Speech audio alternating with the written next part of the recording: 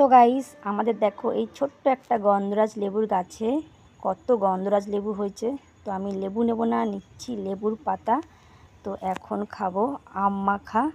তো তোমাদের এরকম আম মাখা খেতে কার ভালো লাগে এই গরমে অবশ্যই কমেন্টস করে জানিও। দেখো এদিকে আম মাখা করছে, একটা আম কাঁচা আছে আর একটা আম দেখো অলরেডি একটু কালার এসছে, কিন্তু পুরো কাঁচাই আছে আর ভীষণ টক আমটা।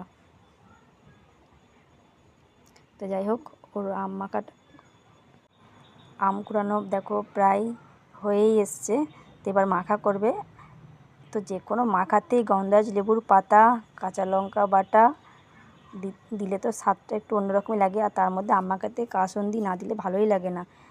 তো যাই হোক, মাখা এদিকে দেখো হয়ে গেছে, আর এদিকে দেখো বাটিতে ও অলরেডি সবার জন্যে বেড়ে রেখেছে।